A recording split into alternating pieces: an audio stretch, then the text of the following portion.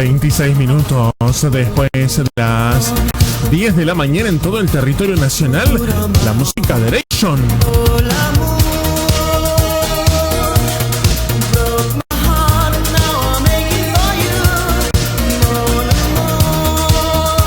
Hasta las 12 del mediodía nos quedamos compartiendo con vos estas ediciones de Ronda.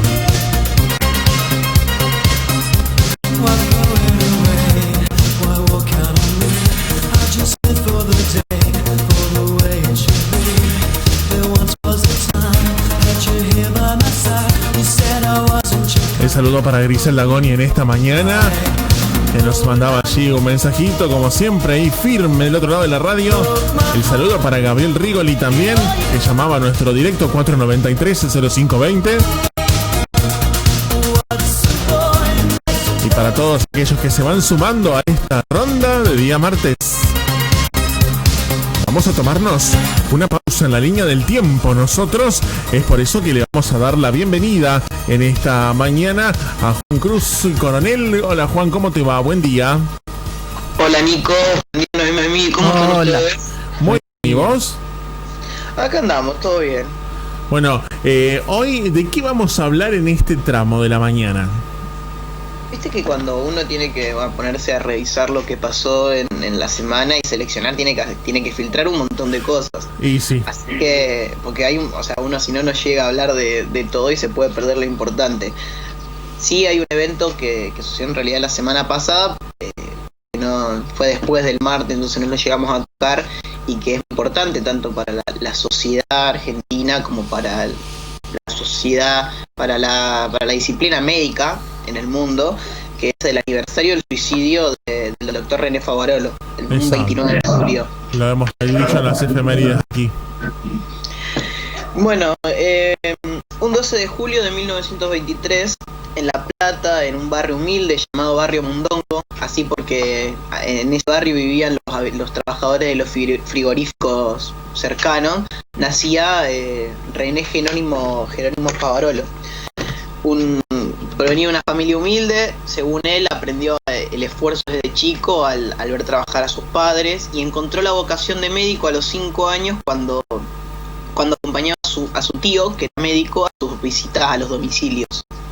En 1941 él ingresa a estudiar medicina en La Plata, en la Facultad de Medicina de La Plata, y en 1950, después de realizar las residencias en la clínica de su barrio, lo envían a su primer lugar de trabajo, a un reemplazo, a una clínica, a un centro asistencial en Jacinto Arauz, un pueblo perdido en el medio de la Pampa. Nunca mejor dicho. Viaja ahí y unos meses después lo acompaña a su hermano.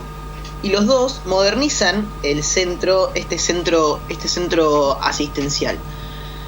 La llegada de los Favarolo se va a medir por el hecho de que después de que ellos llegan a trabajar en ese lugar, se reduce la desnutrición infantil, se reduce la infección en los partos y en los nacimientos a las madres, y se reduce la infección en las enfermedades.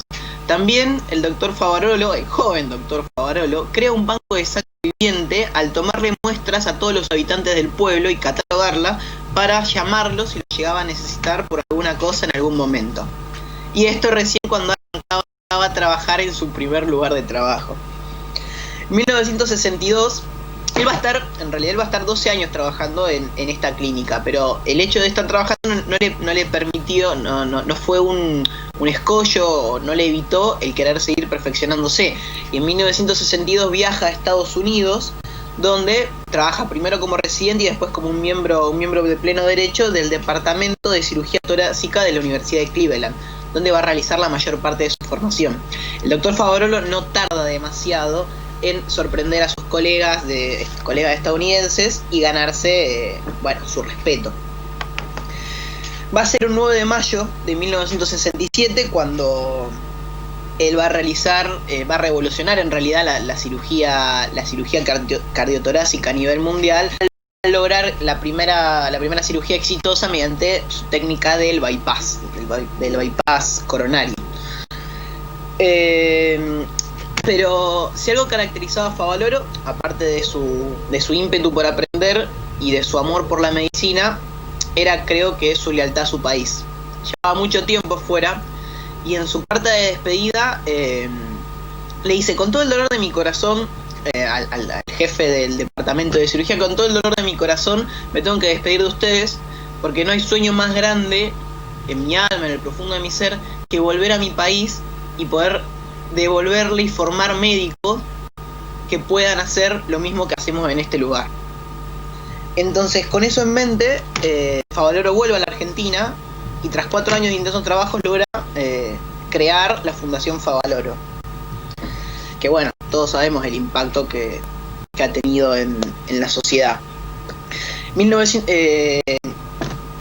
Después de mucho trabajo, podemos destacar que en 1992, por ejemplo, él crea el Instituto de Cirugía Cardiovascular Argentino y 4 años después logra crear la Universidad Favaloro en 1996, también el mismo rango.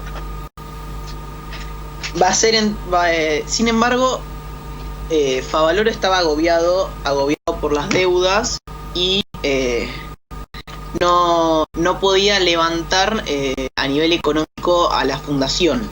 Recordemos que esto ya fue entrada la década de los 2000, en el año 2000 más en particular. Su legado es el de la formación de cientos de residentes cardiovasculares a lo largo de Argentina y de América Latina. La Fundación Favaloro creo que sigue siendo un gran centro de prestigio en la formación de médicos cardiovasculares. Tenía una deuda de 40 millones de dólares, diferentes privados, y una deuda a su favor de 20 millones de dólares, pero que no estaba dispuesto a cobrar, porque según él no podía dejar sin cobertura médica a los afiliados de la fundación. Intentó solicitar la ayuda al gobierno nacional, al Estado nacional, intentando cobrar las deudas que el Estado tenía con él, ¿no? Pero como no recibía respuesta y agobiado por el hecho de no poder resolver los problemas que aquejaban a la fundación, no sé cómo habrá sido esos últimos días de desesperación y agobio. Incluso la Fundación Favaloro había empezado a perder puestos de trabajo y no debe ser algo bonito para una persona de su índole el tener que empezar a despedir gente, porque viste no tiene dinero para mantener sus puestos de trabajo. Un 29 de julio él decide suicidarse de un tiro del corazón, luego de decirle el viernes, el último día que había ido a la clínica, a su secretaria que el lunes no se podía presentar por cómo estaban las cosas a trabajar nuevamente. Sí, la verdad que una triste situación, triste noticia, ¿no? La que se daba a conocer, y por allí el otro día encontré en algunos medios de comunicación que hacían una pequeña reseña de esto también y traían a las noticias de ese momento, ¿no? Cuando obviamente ocupaba todas las noticias. Qué pena que no ocupó las noticias para poder buscar esa ayuda que necesitaba para poder continuar con ese legado médico, por así decirlo, ¿no? Que él buscaba, y que bueno, hoy sabemos que la salud, más allá de ser algo que se le brinda a una persona, no deja de ser un negocio, y allí está el tema, ¿no? Cuando un médico no lo ve como negocio, pasa esto, ¿no? Cae prácticamente con deudas, donde no quería cobrarle a sus pacientes para no dejarlos sin cobertura médica, porque si no, la respuesta es no te opero, no te hago, y creo que estaba muy lejos de Favaloro poder llegar a hacer eso, ¿no?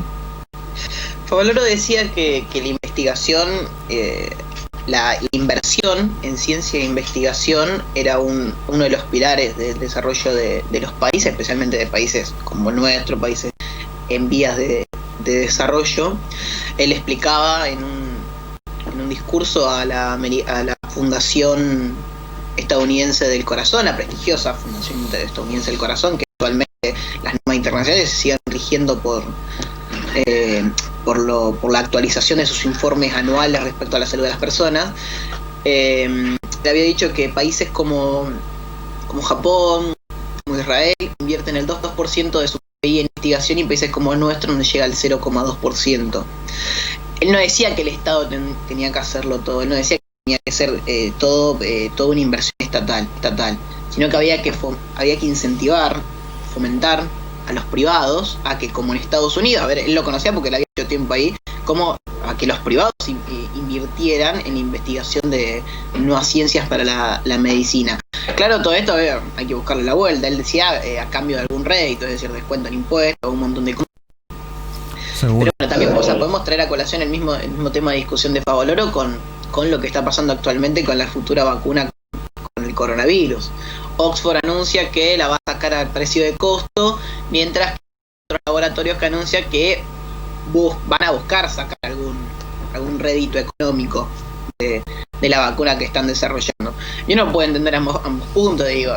Desde Oxford, claro, dicen, a ver, estamos en una situación de urgencia mundial, no nos podemos poner quisquillosos de querer ver cuántos centavos le exprimimos a esta vacuna que, siendo como son las cosas, sería cuando la termine de sacar, sería un éxito mundial y científico, porque estamos diciendo que en pocos meses se desarrolla, se pasa la fase de prueba y se aprueba una vacuna contra una enfermedad que apareció de golpe. Y uno puede entender por qué tal vez hay laboratorios que quieran ganar algo de dinero, porque no sabemos cuánto habrán tenido que invertir de golpe para poder financiar estos estudios acelerados. En realidad no son ellos, Juan, los que están invirtiendo. Uno de los que más invierte precisamente en todo esto es Bill Gates. A ver, en realidad los laboratorios tienen su propia inversión. Sí, ahora también los gobiernos han invertido. Por ejemplo, Estados Unidos tiene inversiones en, creo que todas las vacunas que hay disponibles actualmente, no solo en la suya propia que está desarrollando, sino que también ya se aseguró recibir las primeras dosis de la de Oxford, y así también.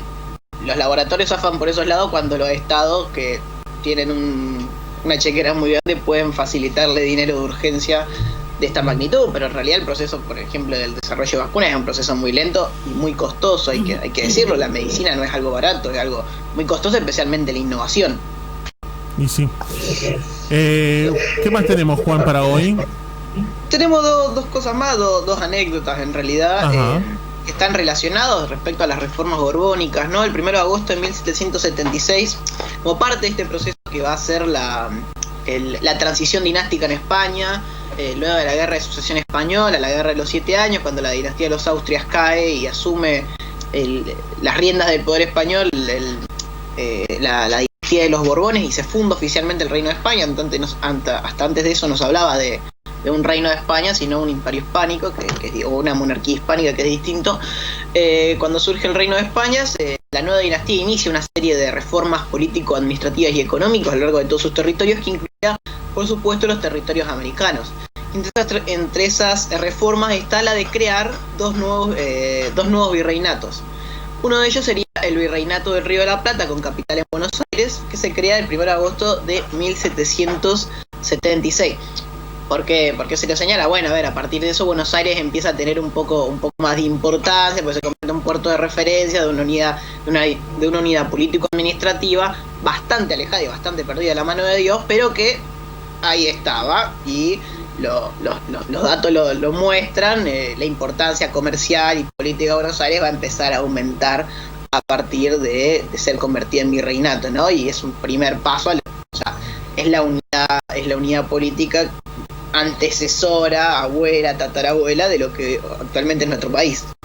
Y el 3 de agosto, pero de 1700, ¿cuándo era?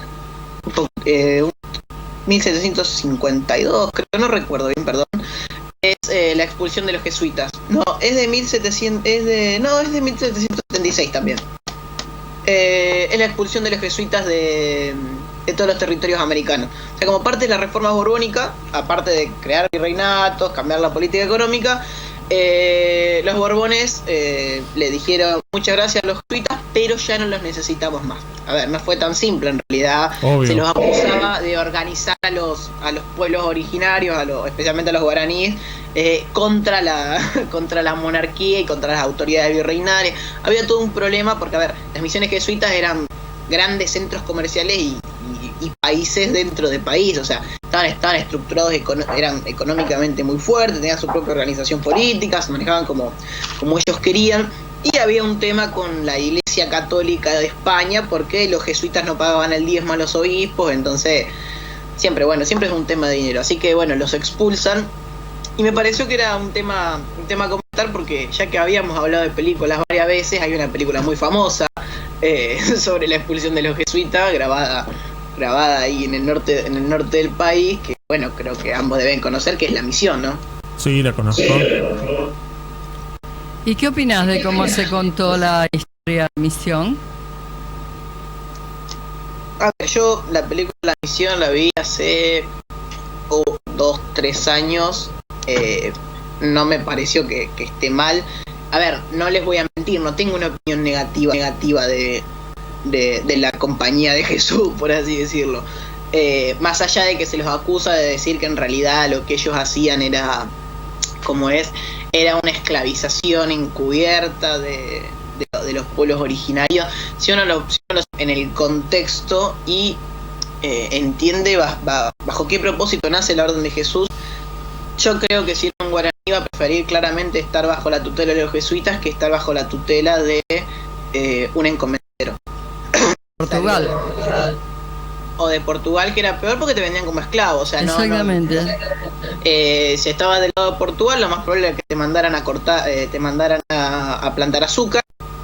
Pero en realidad, bueno, encima ya escaseaba la mano de obra indígena, porque la mayoría de los indígenas habían sido exterminados, ya intentando extraer el palo de Brasil.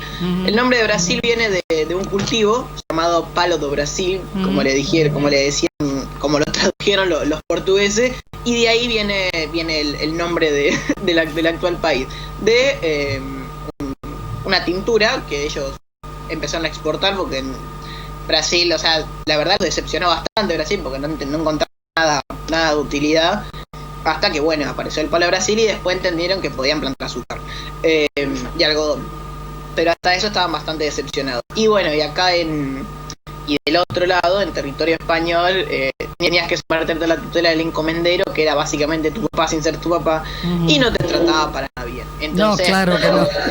La compañía de Jesús era una vía de escape, una vía de escape perfecta. Se entiende, o sea, si uno mirándolo en retrospectiva se pone en el lugar de los Borbones, que están intentando acomodar el desastre que son los territorios americanos. O sea, la organización política de América nunca va a terminar de arrancar. Pero si podemos decir que intentó empezar a arrancar fue con las reformas borbónicas, que mal para bien intentaron poner orden, porque hasta ese momento los territorios americanos eran como feudos independientes de los que la corona no tenía un control directo, no había un control, simplemente se enteraban por lo que pasaba y si había una buena relación con los conquistadores, podía llegar a haber un buen rédito económico. Pero pasa, como el rédito económico no estaba muy bueno y la corona necesitaba ingresos, empezó a afianzar su poder. Y la compañía de Jesús era una escolla, o sea, vos tenías ahí una orden religiosa, no te respondía a vos, no respondía al rey, como respondía la iglesia católica de España, que estaba íntimamente relacionada a la monarquía, sino que respondía directamente al Papa. Había un conflicto de autoridad ahí, o sea, no te respondía a vos, respondía al Papa, por ende no le podías hacer nada, porque te podían excomulgar, todavía estaba ese pensamiento, ¿no? Y encima generaba mucho dinero y no te pagaba, no te daba bola, no quería hacer lo que vos le digas, una escolla, así que había que invitarlos amablemente, que se retiraran y que te dejaran a vos hacerte cargo de todo eso. Juan, como siempre, un placer tomarnos estos minutitos para hacer esta pausa en el tiempo y contar un poco los acontecimientos que fueron sucediendo en el transcurso de esta semana, que pasaron un poquito, unos menos pero que otras semanas, pero siempre hay acontecimientos históricos que marcan una semana por algo en particular. Muchísimas gracias a ustedes. Nos vemos la semana que viene. Nos escuchamos la semana que viene. Juan, un abrazo enorme. Gracias. Abrazo. Allí estaba con nosotros Juan Cruz Coronel, es el encargado de este tramo de una pausa en la línea del tiempo. Hasta las 12 del mediodía estamos en la